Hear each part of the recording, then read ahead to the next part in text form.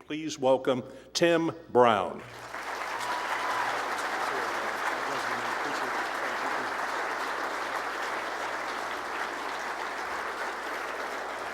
Thank you so much.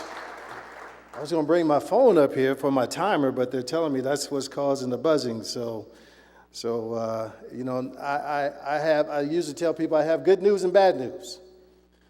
The bad news is I grew up in a church that if you don't speak for an hour, you haven't said a thing.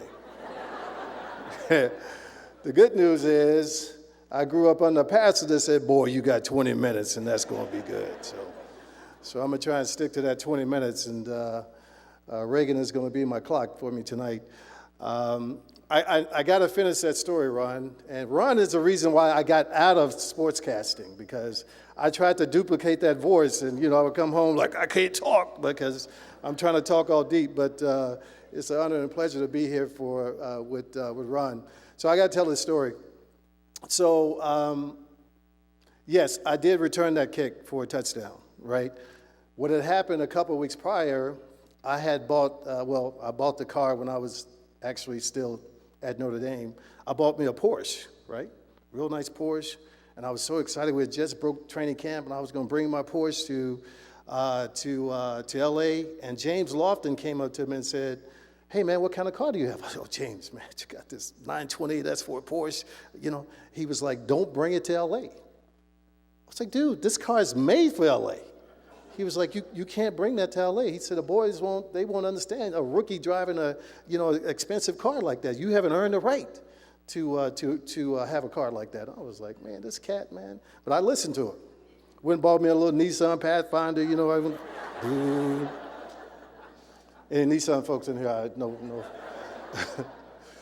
So after that play, literally during that game, right after that play, he pulled me over on the sideline and said, hey, you can bring that Porsche to, it's all good now. He said, if you never do it again, you can say you did do it. And guess what? I'd never returned another kickoff in 17 years for a touchdown. So, again, it is an honor and a pleasure for me to be here tonight. I love FCA. I love FCA for various reasons. I grew up in a very, very Christian home. I heard the young lady said that she went to church on Sunday and Wednesday. In my church on Sunday, we literally went to church at 9 a.m. for Sunday school, and I wouldn't get home till about 10 p.m. Because we had a service, and then we'll have a break that feed us a little bit. Then we have young people's willing workers, YPWW, and then we would go into an evening service. And my grandfather, who was a preacher there, always spoke on Sunday night, so we had to be there. So literally, I would leave the house at 8:30 and wouldn't get home till about 10:30 every night. So the one thing FCA did for me was it proved that my family wasn't crazy, first of all. It's like, okay, people do serve this man called Jesus, because, when you're 6, 7, 8 years old, you hear this Jesus, you're like, who is this guy who wants me out the house all the time? That's what I'm trying to figure out.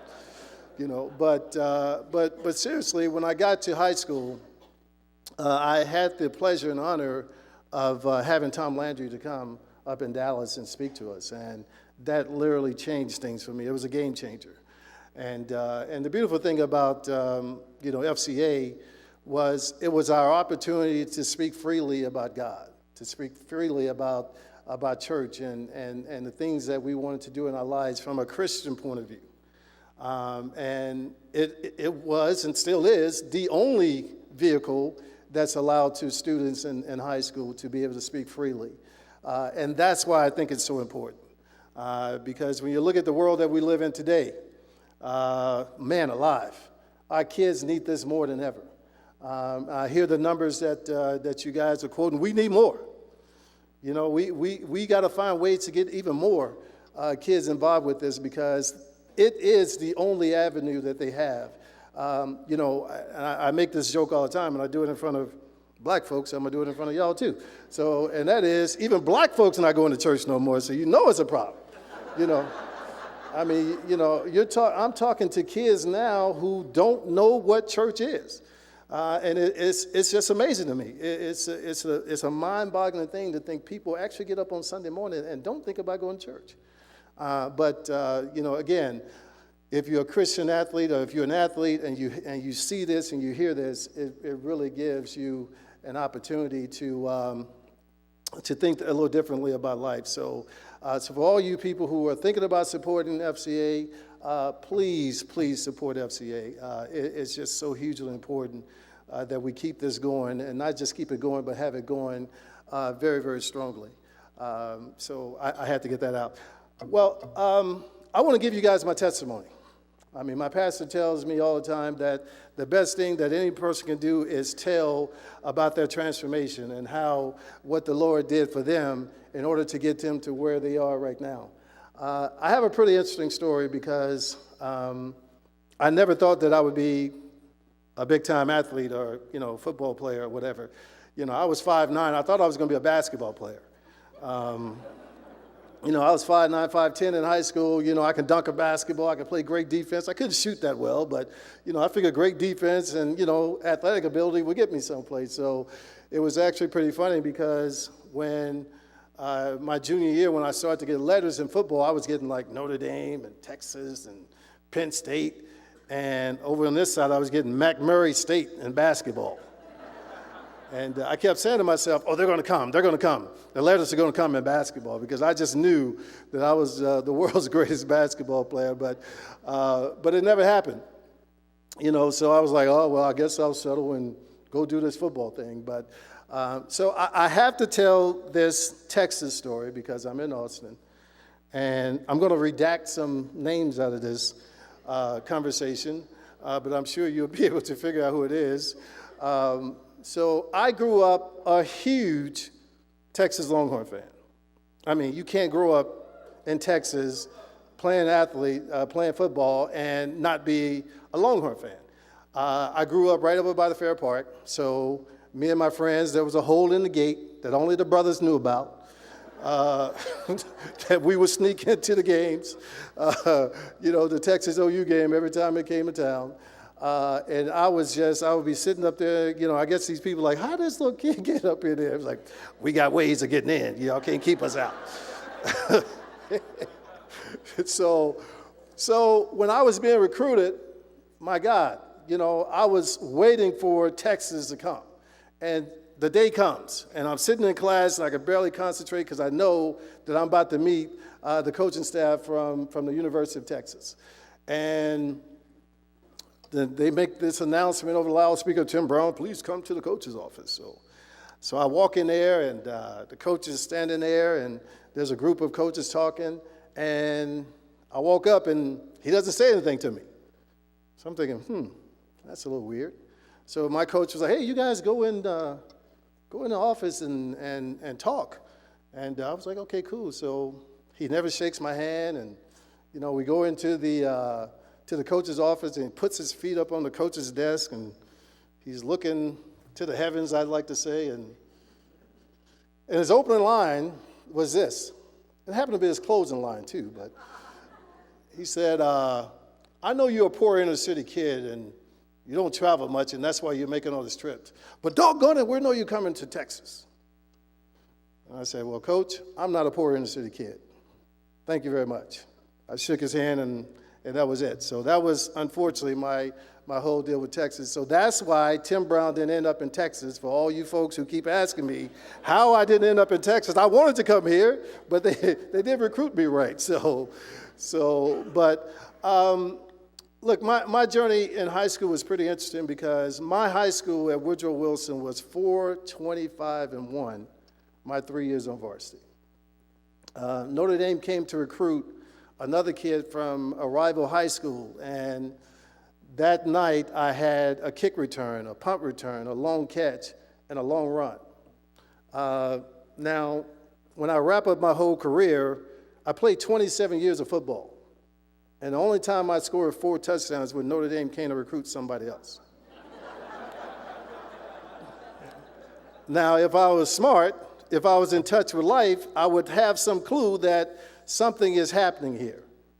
But I don't think any of us believe that. I think we all have a tendency to believe that it's me, it's I. This is what I'm doing. So I wasn't getting the message. So I get to the University of Notre Dame. Now, Ron told that great story about my first touch in the NFL. He did not tell you about my first touch in college.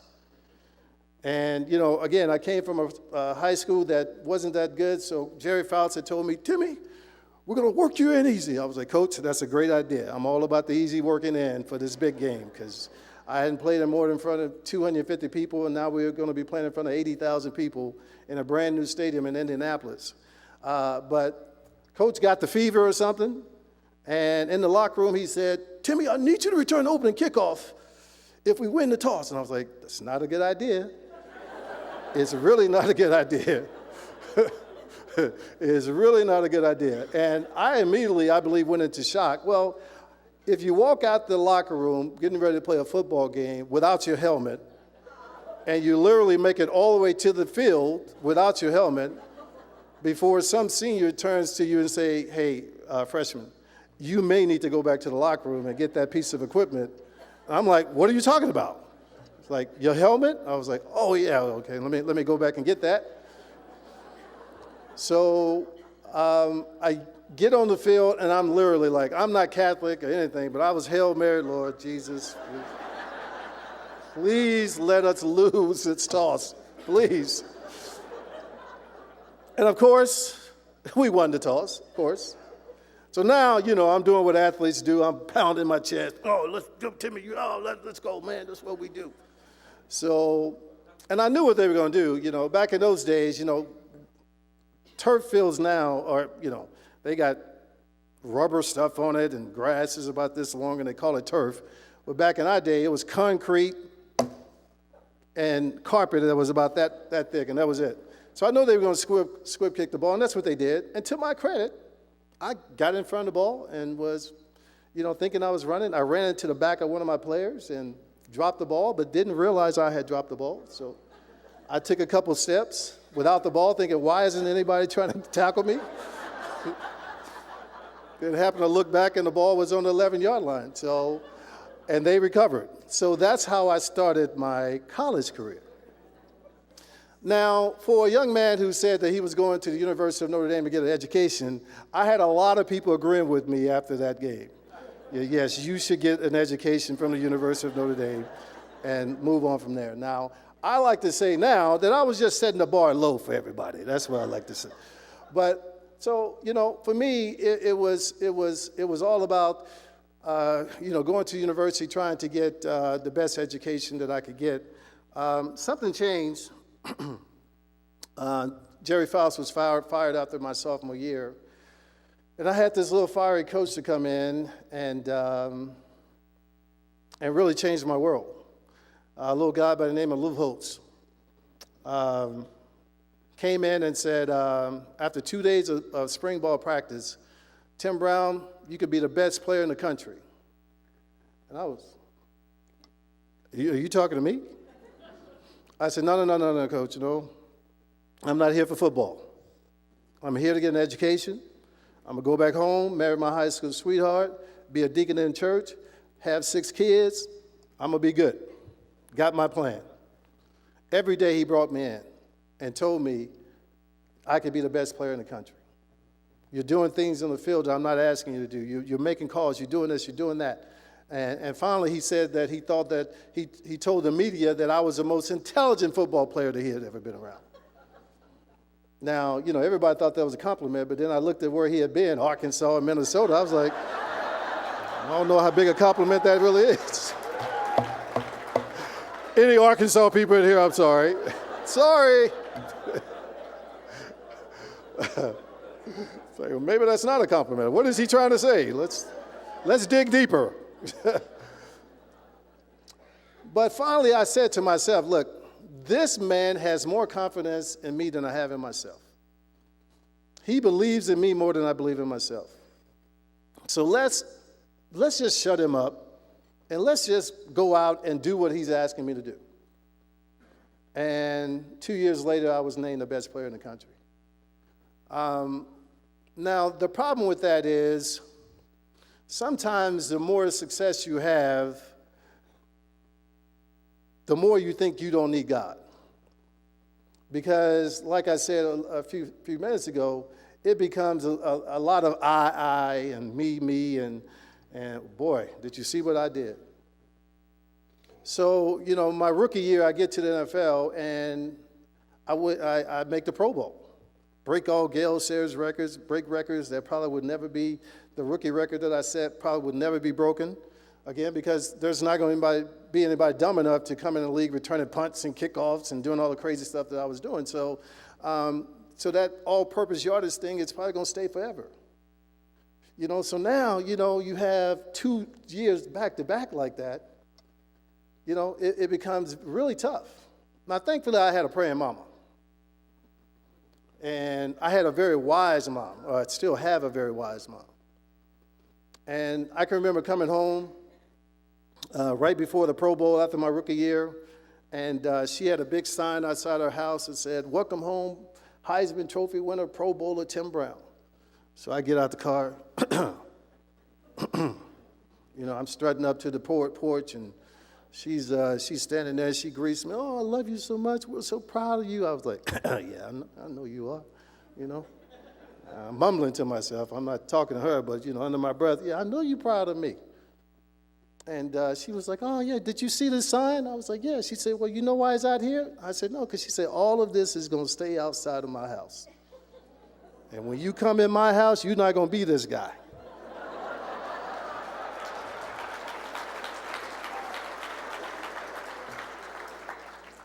You're going to be Timmy. You're not going to be Tim Brown. You're going to be Timmy. So I went from, "Yes, ma'am," and that's pretty much who I've been ever since.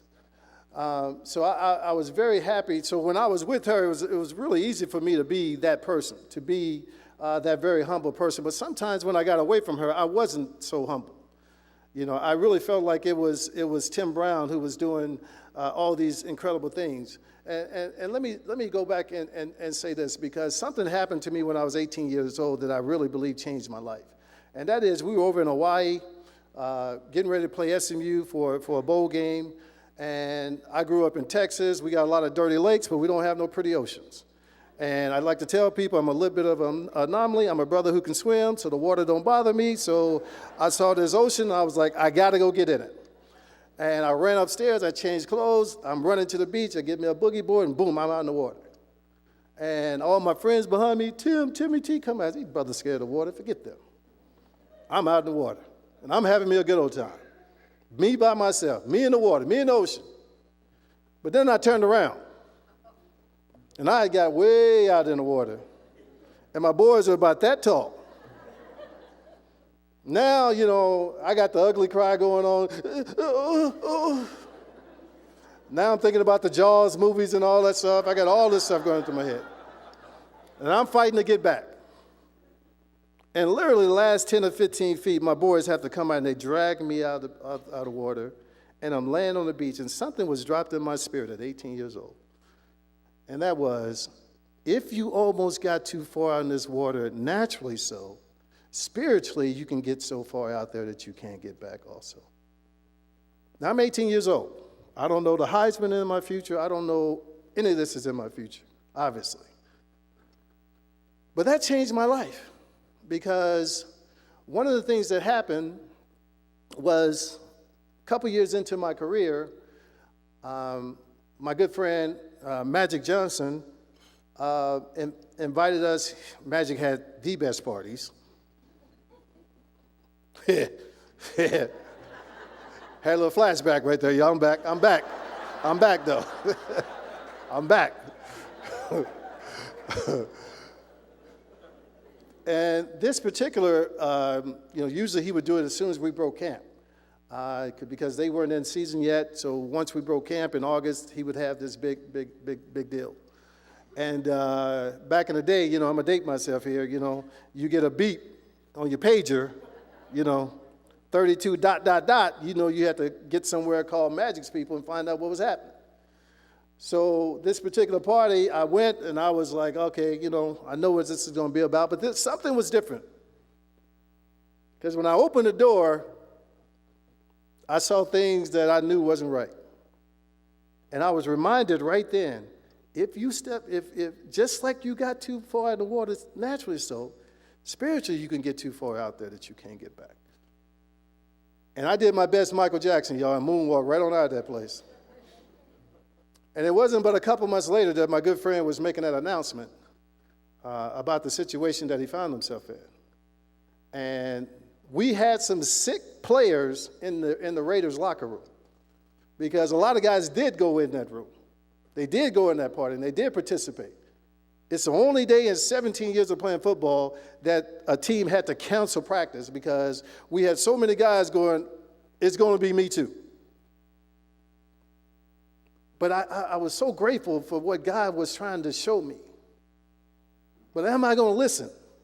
Y'all may have listened that time, but then you find yourself a couple years later, you're in another situation where because you are taken advantage, or you are. Now, I never drank a big bit of alcohol in my life. Never had a smoke or anything in my life. Certainly hadn't done any of these other kind of drugs and all that kind of stuff. But I did have an issue. I had an addiction that was real.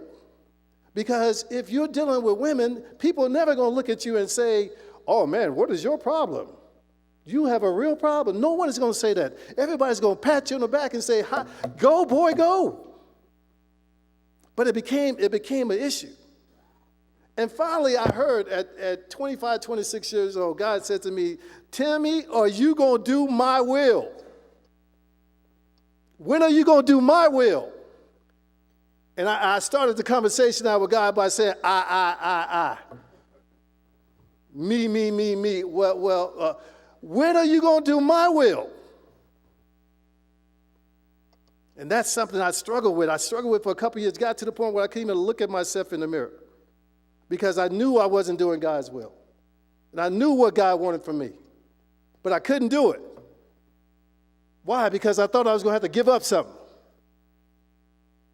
I struggled with that thing for 3 years.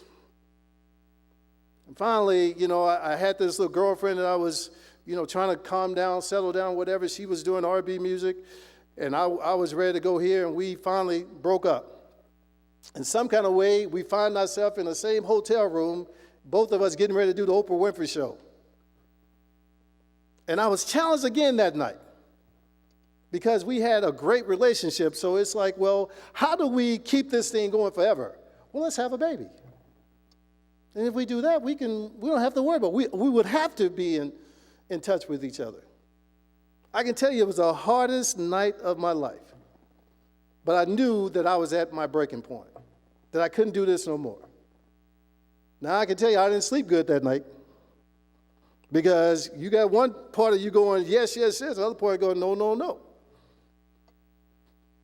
But I did the Oprah Winfrey Show the next day. I went home June 26, 1996. Never will forget it. I tried to get into bed, and God said, you're not sleeping tonight. I toiled all night. And finally, I got on my knees at 3:30, 4 o'clock in the morning and said, Lord, save me. Save me and save me good. Because I need it. I'm in the Oakland Raiders locker room. I need it. Now, my challenge was that I had this thing that I had to do to play football. I had to curse somebody out. Somebody had to get cursed out. Whether you're in my locker room, whether you're one of the coaches, whether you're a referee, I had to curse somebody out. And I'm like, Lord, wait a minute, Lord, let's talk about this thing. I'm trying to like, hold on now. Can I still say this thing? No, sir. No, sir. You're not going to do that no more. And that year I had my best year stat-wise in my 17 years in the league. Now, the enemy is tough. I'm at 5 minutes already? Man. All right, let me wrap this thing up. The enemy is tough because he knows where you're weak at. And this was a couple years later. Like I thought I was saved. I thought I had it all. We were playing the San Diego Chargers, and I dropped 4 balls. And I'm not talking about I'm talking about balls right here I dropped. And finally, the last one I dropped, Rodney Harrison, the safety from San Diego. He's on NBC, NFL Sunday nights now. I dropped the ball. I took 2 steps, and Rodney should have hit me, but he hit me anyway. And I went flying. And I looked at the referee, and the referee's like, Tim, you playing so bad, man, you know. I mean, maybe you deserve that, you know. And I led into Rodney.